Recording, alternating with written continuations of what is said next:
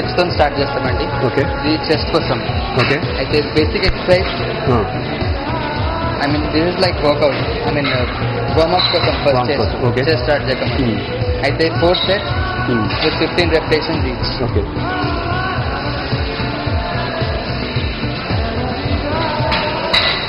Next తర్వాత ఏం చేయాలి? డిప్స్ తర్వాత మీరు చేస్తారు బెంచ్ ప్రెస్. Bench press. ఒకసారి చూద్దాం బెంచ్ ప్రెస్. సార్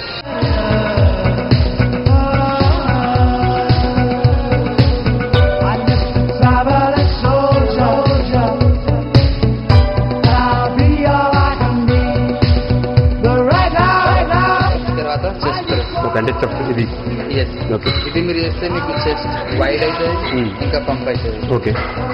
సో ఇది ఫస్ట్, ఇది కూడా same 4 sets 15 repetitions. Okay. And ఈ సెట్ కి మీరు వెయిట్ పెంచాలి. అంటే ఎంత పెంచమంటారు?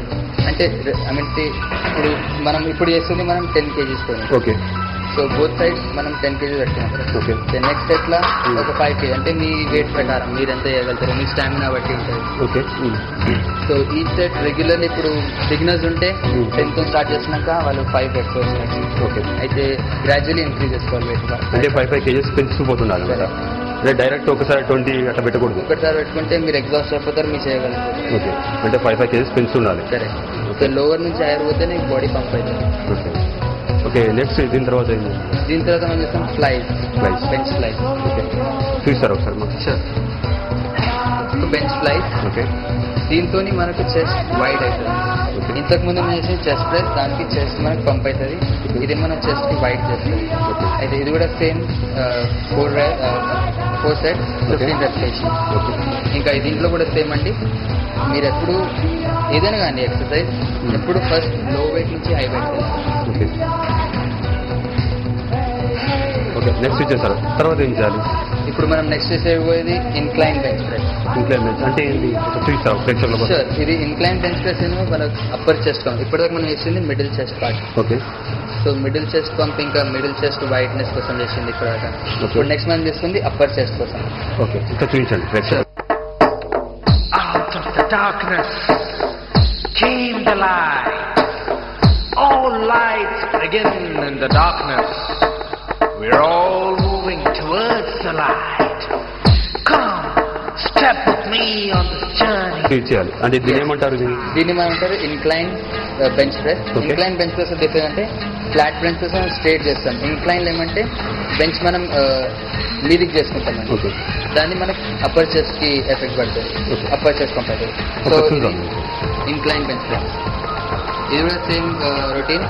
4 sets 15 repetitions. Okay. And same way you have to go from low weight to increase to higher weight. Okay.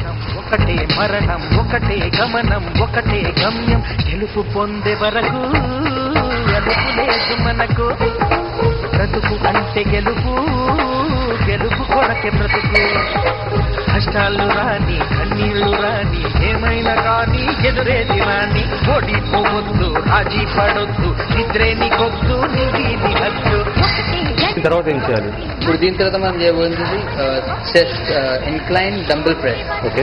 అది కూడా సేమ్ అప్పర్ చెస్ట్ కోసం. ఓకే. సో అది మీకు చెస్ట్ అప్పర్ చెస్ట్ కి మీకు పంపిస్తుంది, ఇంకా వైట్ చేస్తుంది.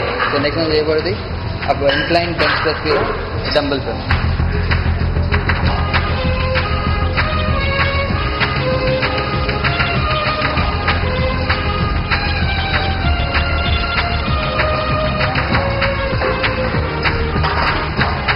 అంటే ఇప్పుడు ఇది డంబుల్ ప్రెస్, ఇది incline dumbbell press. Incline dumbbell press. Correct. ఇది అప్పర్ చెస్ట్ కోసం. అప్పర్ అంటే చెస్ట్ ఇంకా పెరగడానికి మీది నుంచి. ఓకే. సో ఇది మీది నుంచి మన చెస్ట్ పంప్ చేస్తుంది. ఓకే. సో ఇది కూడా same 4 sets. Okay. 15 repetitions. Okay. అంటే ఇది రెగ్యులర్ గా బిగినర్ కోసం. ఇన్ కేస్ మీరు అగర్ ప్రొఫెషనల్ లో పోతున్నారు అనుకోండి, మీరు ఇంకా హై రెపిటేషన్స్ చేయొచ్చు. Okay. Depends on how you work out. Okay.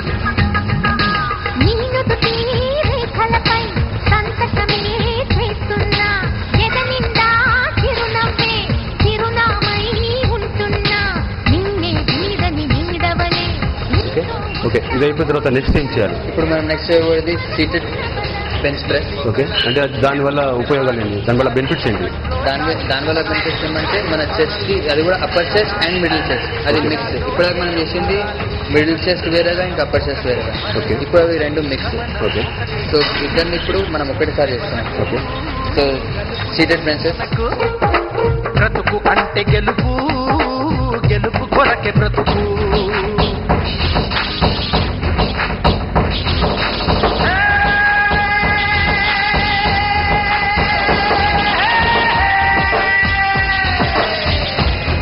Next ఇది ఏమంటారు దీన్ని? ఇప్పుడు మనం చేయబడేది seated bench press. Seated bench press.